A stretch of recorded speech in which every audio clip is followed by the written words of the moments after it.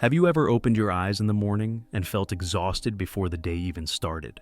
Your phone lighting up with notifications, your calendar stacked like a wall, your room filled with things that once felt necessary, but now you can't even name. We live in a world so full it feels suffocating.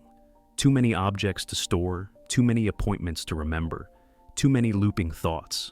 Excess doesn't just take up space in our homes, it also takes away space for our breath and peace of mind. From Japan comes a quiet whisper, Mottainai. People often translate it as, what a waste. But beneath that is more than regret. It's gratitude for what we already have and for what has passed through our hands. Mottainai teaches us to respect every drop of water that falls from the faucet, every meal placed on the table, every fleeting moment that won't return. It reminds us that everything carries someone's effort and time, and our own energy too.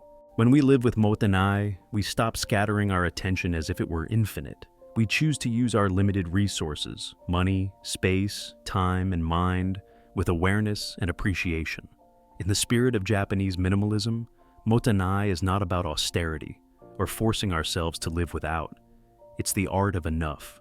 Enough to use, enough to be beautiful, enough to let the soul breathe. So, in the whirl of modern life, how can that gentle whisper become a daily habit?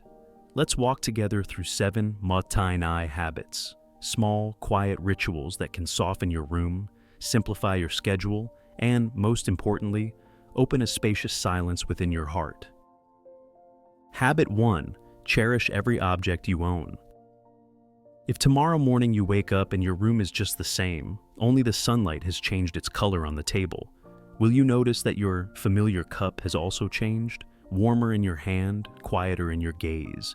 That feeling the Japanese call mono no aware, a gentle ache at the fleeting beauty of things passing by. From the ancient pages of the Heian era to modern life, this spirit reminds us that objects don't just serve us, they accompany us, gathering scratches, tea stains, the scent of wood, like a silent diary of days lived. That's why the Japanese often say thank you before letting go of an item. Not because objects have souls like humans, but because gratitude softens the heart, helping us part at the right moment. Without regret, without waste, Mottainai. Imagine a small daily ritual. When you put down your bag, gently touch its handle and whisper, "Thank you for bringing me home safely." When washing a bowl, wipe it slowly, feel the glaze beneath your fingertips, and ask yourself, how did it serve me today? From there, you'll find yourself buying less impulsively, discarding less hastily. Instead, you'll start to value quality, repair when possible, and let objects live a longer life. The Japanese art of kintsugi beautifully embodies this choice. Cracks are mended with lacquer mixed with gold, not hidden, but celebrated as a story. When we accept the cracks, in bowls, in our days, in ourselves, we suddenly feel lighter. The crack is no longer a flaw, but a doorway to growth. From that spirit, the practical action is simple. Each day, choose one item. Touch, thank, clean. Just 3 minutes. If an object has finished its role, end with gratitude. You've helped me through this chapter. I'll let you continue your journey elsewhere. A shirt can be given away, a book can find a new reader, a broken item can be mended before being discarded. After a week of this practice, you'll notice a quiet cycle taking place. Your room less cluttered, your mind less noisy, your wallet lighter from fewer impulsive purchases. The habit of appreciation slows down the speed of consumption, and in that slowness, space appears, and peace quietly enters. Perhaps you live in a city so fast that flowers bloom and fade before you even notice. But, like cherry petals falling on a gentle afternoon breeze, beauty often visits only when we pause, starting today. One object, one thank you, one slow wipe each day. Pause long enough, and you'll begin to hear life's quiet whisper. You don't need more, just gratitude. Habit 2. Eat without waste. Have you ever said itadakimasu before a meal? Not as a distant ritual, but as a short breath to recognize that on your plate lies sunlight, rain, earth, the hands of the farmer, the fisherman, the cook, and your own time. In Japan, itadakimasu means, I humbly receive, a gentle thank you for the lives that have passed to become this meal. When you place your hands together and softly say those words, eating is no longer just refueling. It becomes a meeting where you learn to appreciate and to reduce waste, a very everyday spirit of Mottainai. One evening in Tokyo, a friend offered me rice balls, onigiri, made from leftover rice. He smiled and said, "Yesterday's rice, today's flavor." On the table, everything was just enough. A small bowl of miso, a few slices of pickles, a piece of grilled fish. We ate slowly, listening to the sound of our chewing as if it were a quiet piece of music. I realized that this sense of enough opened my senses wider. The rice tasted softer, the fish smelled richer, the mind became calmer. And when we stood up, nothing was left behind. Waste reduction doesn't start at the trash can. It starts in the first moment of the meal, when you become aware of what you truly need. To live this spirit, you don't need big changes. Try harahachi bu. Stop when you're 80% full. Before taking another bite, ask your body, am I still truly hungry or just acting out of habit? When cooking, choose smaller portions. Value quality over quantity. Open your fridge and arrange by life cycle. Place items nearing expiration in front, easy to see. Stick a small note listing what should be used in the next 2 days. Every weekend, sketch a simple menu for your 3 main meals. Leave space for flexibility. And when leftovers remain, see them as an opportunity for creativity. Leftover vegetables become broth. Leftover rice turns into onigiri. Old bread becomes crispy crumbs. Each transformation is another way of saying, "Thank you, I can still make use of you."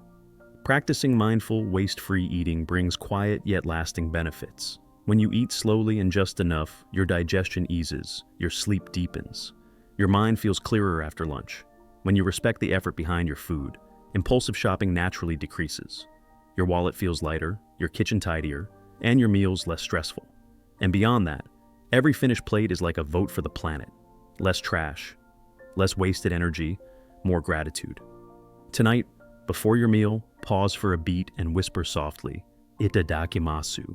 Eat slowly until you're 80% full and turn any leftovers, if there are any, into tomorrow's breakfast. When you're grateful for every small bite, you'll find yourself fuller with less and more at peace with yourself. Habit 3, cleaning as a ritual. Have you ever noticed that just one swipe of a damp cloth across the table can make the light look cleaner too? In Japan, soji isn't merely sweeping, wiping, or collecting trash. It's how people comb through their minds with small movements. The Buddhist spirit views cleaning as a walking meditation. When the hands are working, the mind is there. No more, no less. Shinto influence teaches us to treat space as something sacred. A room is not a storage box, but a companion that deserves respect, maintaining harmony between person and place. When you clear the dust outside, you also see the murk inside begin to fade. One afternoon at an elementary school in Tokyo stays vivid in my memory. The bell rang, but the students didn't rush outside. They stood up, bowed, and quietly began soji. One held a broom, another wiped the door handles, another neatly arranged pairs of slippers at the entrance. There were no janitors. Teachers joined in, not rushing, just smiling when they saw a cloth wrung out perfectly by small hands. 15 minutes later, the classroom literally shone. But what shone the brightest were the children's faces, calm, orderly, as if they had just tidied a drawer inside their own minds. From an early age, they learned that shared space means shared responsibility, and that caring for a corner of the classroom is also caring for themselves. Mottainai, wasting neither things nor attention. Bring that home, and you can start with a simple ritual. Choose a small space, a tabletop, a windowsill, a kitchen shelf, and set a timer for 15 minutes. Before you begin, take 3 deep breaths to reset your rhythm. Clean from top to bottom. Dust high shelves before sweeping the floor, so dust doesn't return to what's already clean. Touch each item with intention, silently asking, "Where is your right place?" If you find excess, don't scold yourself. Just smile, return it to its home, or give it a kind way out. Maintain short moments of silence while working. Listen only to the dry cloth gliding over wood, the soft sweep across the floor. When finished, open the window, stand still for a moment, and thank the room for agreeing to begin anew with you. The benefits of soji come slowly, like the faint scent of tea. Tension eases as order increases. Energy returns when you realize you can change what you touch. Over time, you'll find yourself procrastinating less, focusing more easily, sleeping deeper in a room with fewer whispers from its things. Each day becomes a small, mini retreat, so that when year's end arrives, you can perform the great soji, The big cleaning without feeling overwhelmed.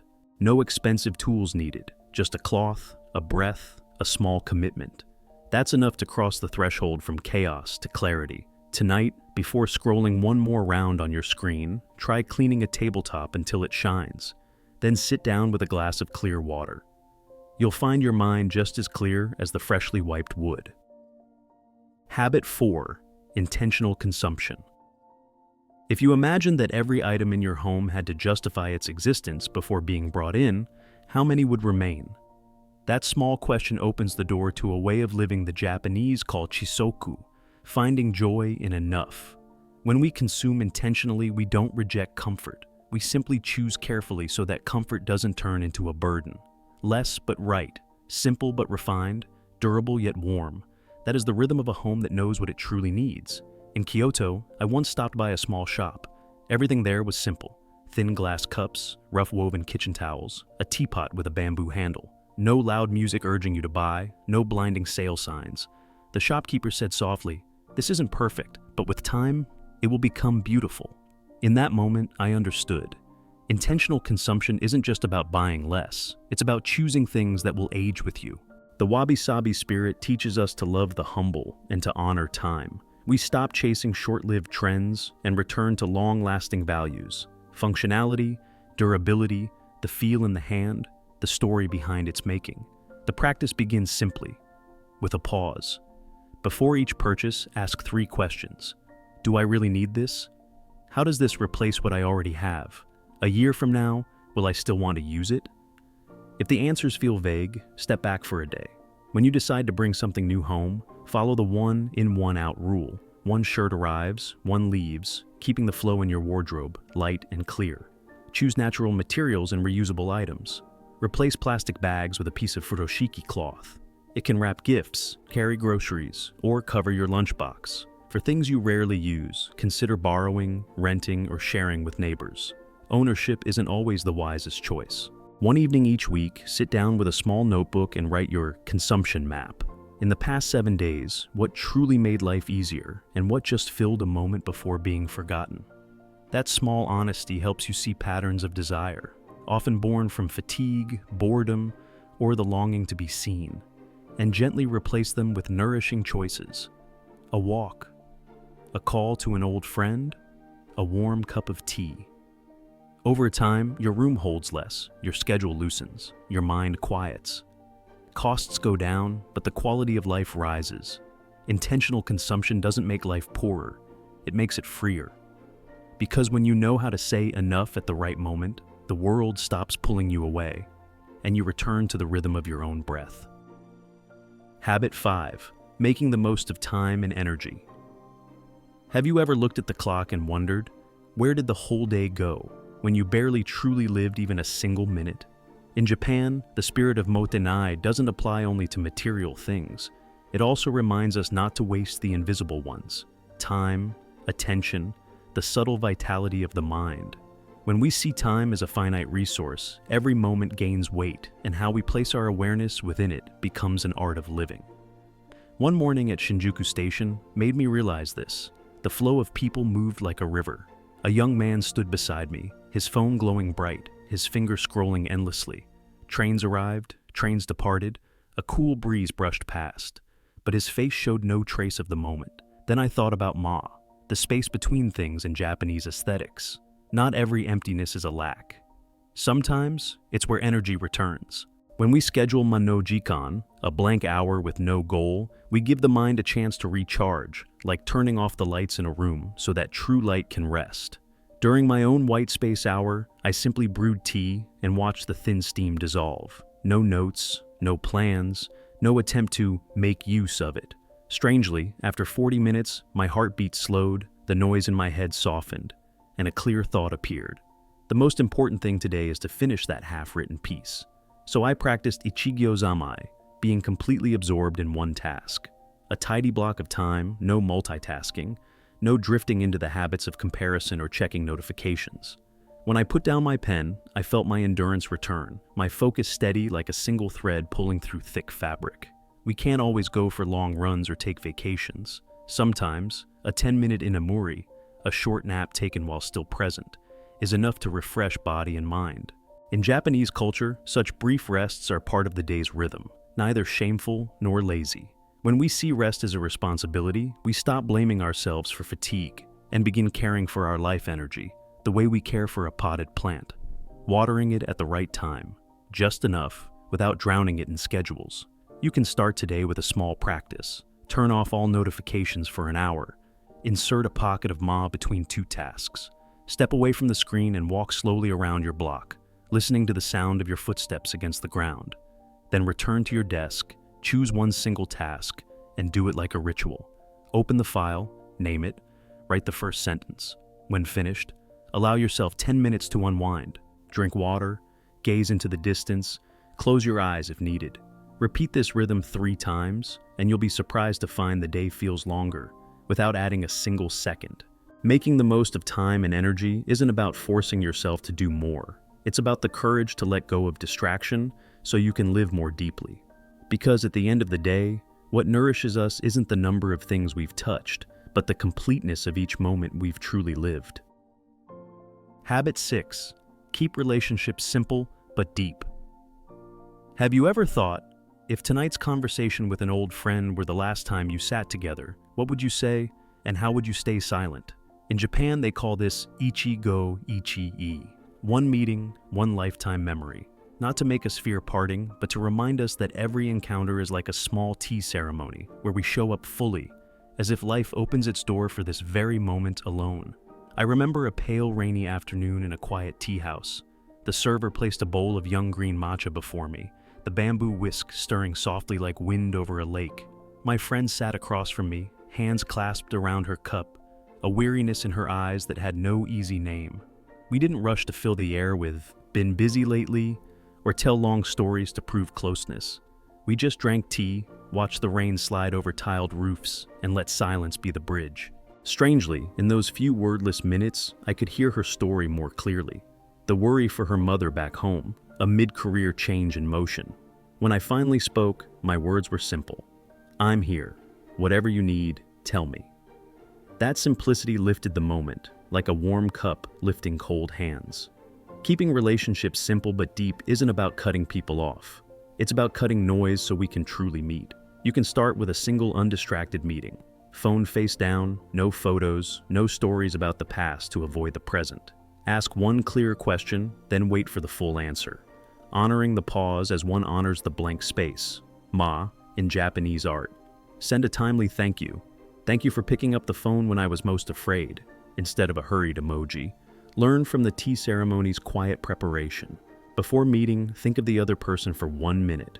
When parting, bow gently for 1 breath.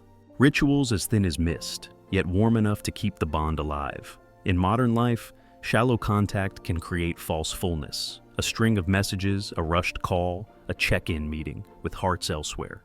Ichigo Ichi-e reminds us that no encounter ever repeats. Today's tone, today's light, today's person before you will never be exactly the same again. When we understand that, we dare to say what matters. Sorry, thank you, congratulations, goodbye, and we dare to stay silent when no more words are needed, letting our eyes speak instead. Tonight, you can try a small ritual. Choose one person and set a short 20-minute meeting, face-to-face or by video call.